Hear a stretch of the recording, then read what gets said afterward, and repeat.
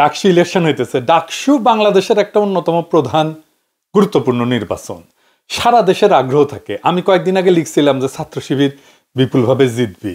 আমার এক বন্ধু কইল যে আপনি কি ছাত্র শিবির কি করবে নির্বাচনে জিতে সেটা জানেন?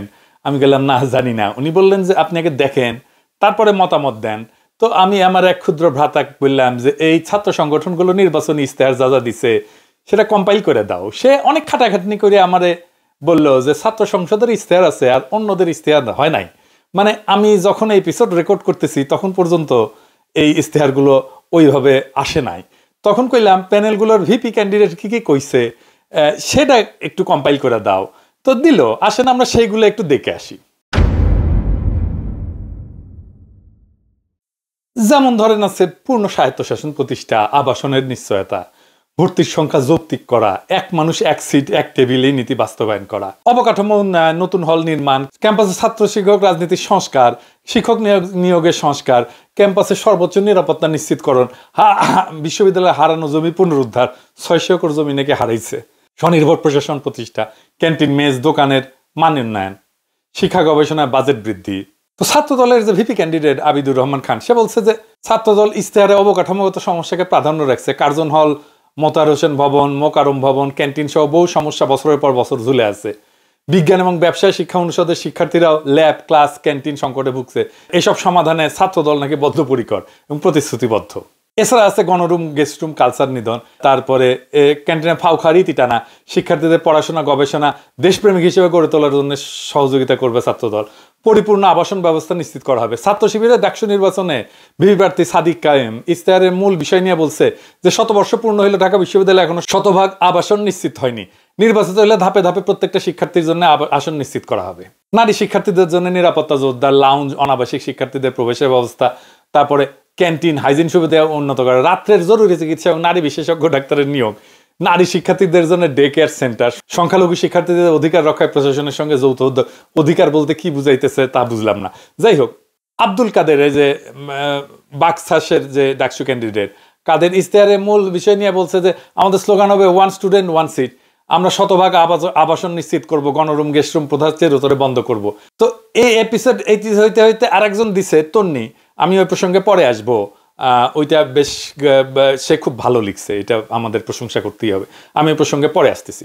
যাই হোক, আরো অন্যরা দিতে পারে, তবে আমার আলোচনাটা একটা জেনারেল আলোচনা। ঢাকা বিশ্ববিদ্যালয়ের ভবিষ্যৎ ছাত্র নেতৃত্বের কাছে প্রত্যাশা হিসাবে আমি নিজেও ছাত্র সংসদে ছিলাম, জিএস হিসাবে রাজশাহী মেডিকেল কলেজে ইলেকশন করছি, বিপুল ভোটে জিতছিলাম। যাই হোক, যদিও বিশ্ববিদ্যালয় না, তবু আমার সেই অভিজ্ঞতা তো আজকে আমি শেয়ার করতেই পারি।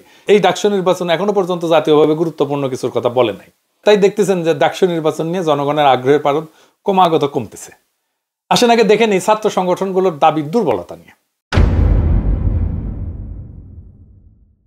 যে দাবিগুলো আমি কথা বললাম এগুলো জেনারেলি জাতীয় ইস্যুর সাথে, এমনকি বৃহত্তর ছাত্রদের ইস্যুর সাথে যুক্ত না। শুরু করি ছাত্র শিবির দিয়াই, কারণ ওদের সমালোচনা করলে ওরা নির্বোধের মতো ঝাঁপায় পড়ে না সমালোচনাকারীদের উপর। আবার অনেকে বলেন আমি শিবিরের সমালোচনা করি না, তো সমালোচনা কোটাটা পূরণ করে নি। সাদিক কায়েম বলছে যে রাতের জরুরি চিকিৎসা এবং নারী বিশেষজ্ঞ ডাক্তার নিয়োগ। সাদিক কায়েম, এটা কেন বললা তুমি? এটা অবান্তর এবং ফালতু দাবি। ঢাকা বিশ্ববিদ্যালয়ের বাউন্ডারি যেখানে শেষ হয়েছে তার সাথে বাংলাদেশের সেরা 3টে হাসপাতাল, PG, BIRDEM, Dhaka medical college. Dhaka medical কলেজের ছাত্র আর ছাত্রীদের যে হোস্টেল, ওইটা থেকে ঢাকা মেডিকেল কলেজের জরুরি বিভাগের যে দূরত্ব, তার চাইতে ঢাকা বিশ্ববিদ্যালয়ের অনেক ছাত্র হলের দূরত্ব কম। তাহলে কেন আলাদা করে বিশ্ববিদ্যালয়ের মধ্যে জরুরি সেবা লাগবে, বিশেষজ্ঞ চিকিৎসক লাগবে? এটা ফালতু দাবি না? ঢাকা বিশ্ববিদ্যালয়ের নিজস্ব চিকিৎসা সুবিধা আছে কিনা জানি না, থাকলেই 3টে হাসপাতালের সাথে চুক্তি করা উচিত ছাত্রছাত্রীদের চিকিৎসার জন্য। ডাকসুর দাবি তোলা উচিত সকল মেডিকেল কলেজ হাসপাতালে সম্ভব হইলে আলাদা ছাত্র ওয়ার্ড রাখো। সেইখানে কলেজ বিশ্ববিদ্যালয়ের ছাত্রছাত্রীদের নিখরচে চিকিৎসা দেওয়া হবে, উন্নত মানের খাবার দেওয়া হবে, বিশেষ পরিচ্ছন্নতা নিশ্চিত করা হবে। আবাসনের জন্য একই কথা, প্রত্যেক শিক্ষা প্রতিষ্ঠানের জন্য আলাদা আবাসনের ব্যবস্থা এটা করা সম্ভব না। দরকার হইতেছে ছাত্রছাত্রীদের জন্য আলাদা টাউনশিপ, আলাদা কমন আবাসিক এলাকা গড়ে তোলা, যেখানে সব শিক্ষা প্রতিষ্ঠান থেকে ছাত্রছাত্রীরা থাকবে। সেখান থেকে গণপরিবহনে যেন ছাত্ররা আসতে পারে কলেজ বিশ্ববিদ্যালয়ে, সেই ব্যবস্থা করতে হবে, যেন এগুলো মেট্রো স্টেশনের আশেপাশে হয়। আমার শিক্ষা প্রতিষ্ঠানের মধ্যে আবাসন থাকতে হবে, এটা কোনো প্র্যাকটিক্যাল সমাধান না। প্যারিসের সরবনে যেটি আমি পড়েছি 55,000 ছাত্রছাত্রী পড়ে, নিজস্ব আবাসন নাই। ঢাকা বিশ্ববিদ্যালয়ে 40,000 ছাত্রছাত্রী নিয়ে হিমশিম খায়। তবে এটা সরকারকে করতে হবে, যে ছাত্রদের জন্য টাউনশিপ, সকল ছাত্রদের আবাসনের ব্যবস্থা করা সরকারের কাজটা খুব এফিসিয়েন্টলি করা যায়, নন প্রফিট বেসিসে করা যায়। আর এইটা নিয়ে ডাকসুর কিছু করার নাই। মানে ধরেন ঢাকা বিশ্ববিদ্যালয়ের টাকা নাই, সরকারের টাকা নাই, ডাকসু চিল্লাইলে হয়ে যাবে আবাসন সমস্যার সমাধান, কোনোদিন হবে না। বরং ডাকসু যেটা করতে পারে, চিল্লাইলে যেটা সম্ভব করে তুলতে পারে, সেটা তাদের নির্বাচনী ইশতেহারে দিতে পারে। কি সেটা? ঢাকা বিশ্ববিদ্যালয় সহ সকল বিশ্ববিদ্যালয়ের মূল সমস্যাটা কি বলেন তো? সমস্যাটা শিক্ষার, লেখাপড়া হয় না, শিক্ষকরা ক্লাস নেয় না, ধান্দা করে, কনসালটেন্সি করে, খ্যাপ মারতে যায়। যাদের শিক্ষক হওয়ার যোগ্যতা ছিল না তারা শিক্ষক হয়েছে, শুধু তাই না, শিক্ষকদের নেতাও হয়েছে। পাবলিক বিশ্ববিদ্যালয়ে 24% শিক্ষক অনুপস্থিত থাকে, খ্যাপ মারে। তাহলে চিন্তা করেন কি পরিমাণে অপচয় হইতেছে।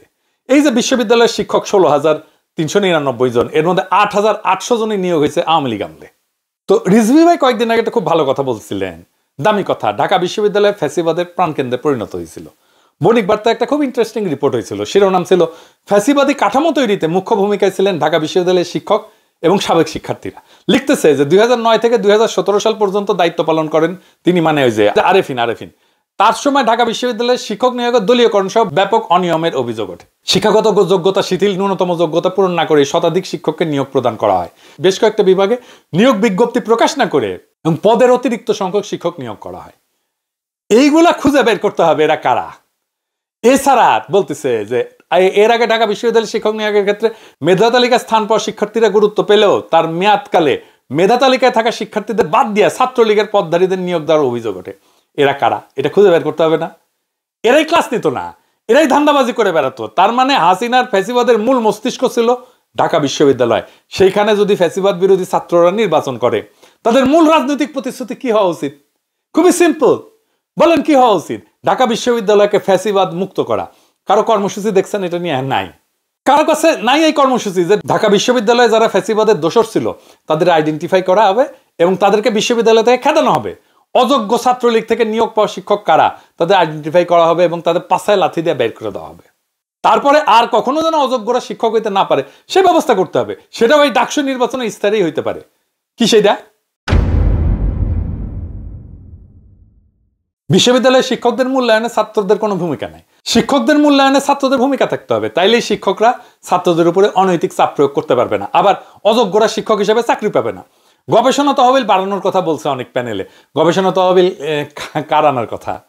অধ্যাপকের আর তার টিমের, তাই না? ঢাকা বিশ্ববিদ্যালয়ে গবেষণা তহবিল করে চিল্লায়।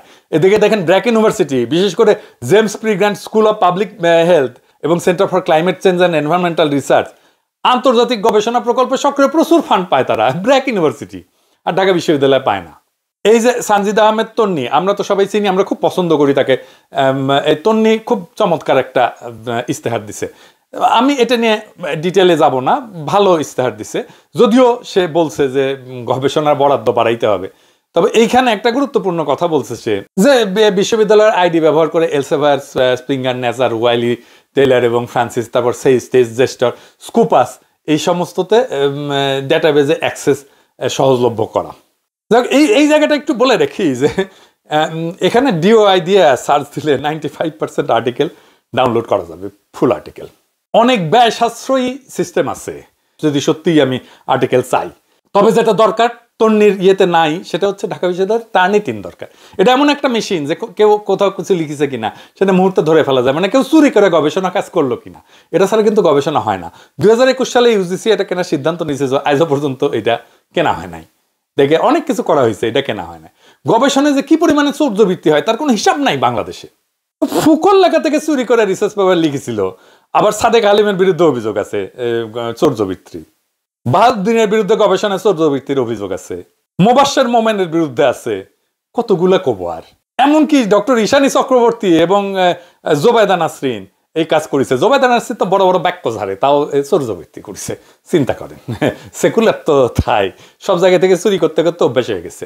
2022 সালে ফার্মেসি ডিপার্টমেন্টের আবুল কালাম লুৎফুল কবিরের পিএইচডি ডিগ্রি বাতিল করা হয়েছিল চৌর্যবৃত্তির অভিযোগ প্রমাণিত হওয়ায়। ইসলামের ইতিহাস সংস্কৃতি বিভাগের 2 শিক্ষকের ডক্টরেট ডিগ্রি বাতিল হয়েছে। ঢাকা সঙ্গীত বিভাগের অধ্যাপক মহসিনা আক্তার খানমের ছিল নজরুল সঙ্গীতের রাগের ব্যবহার, এটাও চৌর্যবৃত্তি করে কথা। তারপরে জাতীয় শিক্ষা ব্যবস্থাপনা একাডেমি নাইমের সাবেক মহাপরিচালক অধ্যাপক ইফফাত আরা নার্গিসের এই অভিযোগের মাধ্যমে জানা যায় যে তার থিসিসের যে গ্রন্থরূপ সেখানে 280 পৃষ্ঠার মধ্যে 169 পৃষ্ঠায় তার লেখা না। তারপরে 2013 সালে রাষ্ট্রবিজ্ঞানের প্রভাষক মোহাম্মদ নুরুদ্দিনের পিএইচডি ডিগ্রি প্রত্যাহার করছে ঢাকা বিশ্ববিদ্যালয় কর্তৃপক্ষ এই চর্যাবৃত্তির কারণে। আবার ফার্সি ভাষা এবং সাহিত্য বিভাগের চেয়ারম্যান অধ্যাপক ডক্টর মোহাম্মদ বাহাউদ্দিনের বিরুদ্ধে এমফিল পিএইচডি থিসিসের চর্যাবৃত্তির অভিযোগ করছিল 2020 সালে। ঢাকা বিশ্ববিদ্যালয় ফ্যাসিবাদ মুক্ত না হলে বাংলাদেশ থেকে ফ্যাসিবাদ মুক্ত করতে পারবেন না। আওয়ামী বামেরা ঢাকা বিশ্ববিদ্যালয়কে রক্ষা করছে যেন ঢাকা বিশ্ববিদ্যালয় মাদ্রাসা ব্যাকগ্রাউন্ড থেকে কেউ না আসতে পারে, ইসলামপন্থীরা যেন না ঢুকতে পারে, নন সেকুলার নন প্রগতিশীল কেউ যেন ঢুকতে না পারে, শিক্ষকতা করতে না পারে। এমনকি সলিমুল্লাহ খানের এখানে চাকরি হয়নি। এভাবেই সে তার তালুকদারি রক্ষা করছে। হাসিনা আর লীগের মাজা যদি ভেঙে দিতে হয় তাহলে ঢাকা বিশ্ববিদ্যালয়ের সকল আওয়ামী সিপিবি বাকশালীদের পাছায় লাথি দিয়ে বের করে দিতে হবে। আপনি দেখবেন বাংলাদেশ ক্লিয়ার হয়ে গেছে। ডাকসুর ইশতেহার যদি শুধু হোস্টেল ক্যান্টিন নিয়ে থাকে তাহলে তা সাধারণ ছাত্রদের চোখে লোকাল ম্যানেজমেন্ট ছাড়া আর কিছু না। কিন্তু যদি ফ্যাসিবাদ বিরোধী শিক্ষা সংস্কার, গবেষণা সততা এবং জাতীয় ইস্যুকে সংযুক্ত করে তাহলে ডাকসু আবারও জাতীয় রাজনীতির বিকল্প কেন্দ্র হয়ে উঠতে পারে। এবং যেই প্যানেল এইটা নেবে, এই কর্মসূচি নেবে, এই ইশতেহার নেবে, সেই প্যানেলই জিতবে, আমি লিখে দিতে পারি আজকে। তাহলে ডাকসুর বিকল্প ইশতেহার কি হইতে পারে আসেন সেটা একটু দেখি। স্লোগান হইতে পারে ফ্যাসিবাদ মুক্ত শিক্ষা বান্ধব গবেষণা নির্ভর ভবিষ্যতের পথে। ফ্যাসি বিরোধী এজেন্ডা কি হইতে পারে? ঢাকা বিশ্ববিদ্যালয়কে ফ্যাসিবাদের প্রাণকেন্দ্র থেকে মুক্ত করা, অযোগ্যভাবে নিয়োগ পদ, দলীয় শিক্ষক এবং কর্মচারীদের তালিকা প্রকাশ এবং অপসারণ, অতীতে গেস্টরুম সহিংস রাজনীতির সাথে জড়িতদের ব্ল্যাকলিস্ট তৈরি করা, শাস্তি দেওয়া, প্রয়োজনে তাদের ডিগ্রি বাতিল করা এবং ওয়েবসাইটে স্থায়ীভাবে তাদের নাম থাকবে। 2 নাম্বার, শিক্ষা এবং শিক্ষকতার যে সংস্কার, প্রত্যেক সেমিস্টার শেষে শিক্ষক মূল্যায়নে শিক্ষার্থীর অংশগ্রহণ বাধ্যতামূলক করা, ক্লাস না নিলে বা সিলেবাস কভার না করলে শিক্ষকদের বিরুদ্ধে ব্যবস্থা গ্রহণ করা, বিশ্ববিদ্যালয়ের টার্নিটিন বা অ্যান্টি প্লাজারিজম সফটওয়্যার চালু করা, শিক্ষক হবেন তারা যারা যোগ্য, দলীয় পরিচয় না, মেধা এবং যোগ্যতার নিয়োগ, এটা নিশ্চিত করা। ডাকসু যেটা করতে পারে সেটা হইতেছে একটা অ্যালামনাই ফান্ড। ঢাকা বিশ্ববিদ্যালয়ের অ্যালামনাই সারা দুনিয়াতে কতগুলো ভালো ভালো জায়গায় আছে। আন্তর্জাতিক সহযোগিতায় ঢাকা বিশ্ববিদ্যালয় ইনোভেশন ট্রাস্ট তৈরি করতে পারে ডাকসু। এখান থেকে গবেষণা একটা ভালো ফান্ড চলে আসতে পারে।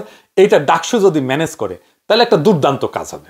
শিক্ষার্থী কল্যাণের জন্য পৃথক হোস্টেল হল বা না, জাতীয় স্টুডেন্ট টাউনশিপ গড়ে তোলা এবং গণপরিবহনের মাধ্যমে যাতায়াতের সুযোগ তৈরি করা, ঢাকা মেডিকেল বার্ড এমপিজি হাসপাতালের সঙ্গে চুক্তি করে বিশ্ববিদ্যালয়ের শিক্ষার্থীদের জন্য আলাদা স্টুডেন্ট ওয়ার্ড চালু করা, স্বচ্ছতা এবং সুশাসনের জন্য ডিজিটাল ডাকসু করা যেতে পারে। সব ধরনের আয় ব্যয় কার্যক্রম অনলাইনে প্রকাশ করে দেবে। এমনকি ঢাকা বিশ্ববিদ্যালয়ের আয় ব্যয় এটা অনলাইনে প্রকাশ করে দিতে হবে। বাজেটের যে অগ্রাধিকার ঢাকা বিশ্ববিদ্যালয় সেটা নির্ধারণে পার্টিসিপেটরি বাজেটিং করতে হবে ঢাকা বিশ্ববিদ্যালয়ে, ছাত্রদের ভোটে সিদ্ধান্ত হবে। এবং কর্মসংস্থানের জন্য সরকারকে বাধ্য করা, সরকারি এবং বেসরকারি খাতে স্টুডেন্ট ইন্টার্নশিপ প্রোগ্রাম চালু করতে হবে। এখান থেকেই এমপ্লয়মেন্ট অপরচুনিটি তৈরি হবে। মূল স্লোগান কি হইতে পারে? ঢাকা বিশ্ববিদ্যালয়কে ফ্যাসিবাদ মুক্ত করো, শিক্ষার স্বাধীনতা ফিরিয়ে আনো। ডাকসু যদি শুধু ক্যান্টিন হল ঘিরে থাকে তবে সেইটা হিসাবের খাতা। কিন্তু যদি ডাকসু ফ্যাসিবাদকে চ্যালেঞ্জ করে, শিক্ষা গবেষণার সততার লড়াই শুরু করে, তাহলেই ঢাকা বিশ্ববিদ্যালয় আবার জাতির নেতৃত্ব দেবে। ঢাকা বিশ্ববিদ্যালয়কে ফ্যাসিবাদ মুক্ত করে শিক্ষার স্বাধীনতা ফিরে আনা যদি কারো ইস্তেহার হয়, সেই প্যানেল জিতবে, সেটা এখন যেই অবস্থাতেই থাকুক না। এই কয়দিনের মধ্যেই তারা দেখবেন ঢাকা বিশ্ববিদ্যালয়ের ছাত্রদের সবার সাপোর্ট, সমর্থন এটা নিয়ে আসতে পারবে। এই ডাকসু দাঁড়াইতে পারলে বাংলাদেশ দাঁড়াবে। এই ইস্তেহারের ভিত্তিতে ডাকসু দাঁড়াইতে পারলে বাংলাদেশ দাঁড়ায় যাবে। না হলে ইতিহাসের আর্কাইভে থেকে যাবে শুধু এক হারানো সম্ভাবনা। এখন সিদ্ধান্ত ছাত্রদের হাতে, সিদ্ধান্ত সমস্ত ছাত্র সংগঠনের হাতে, সমস্ত প্যানেলের হাতে। তারা কি এই ইস্তেহার নেবে? আর ছাত্ররা তারা কি শুধু আসনের জন্য ভোট দেবে নাকি একটা মুক্ত ভবিষ্যতের জন্য ভোট দেবে? যদি এই দাবিগুলো ইস্তেহারে যুক্ত করে কোনো প্যানেল, কোনো সংগঠন আগায় যেতে পারে, তার বিজয় সুনিশ্চিত। আমি সবার জন্য শুভকামনা জানাই। যেই আসুক এই ইস্তেহার নিয়ে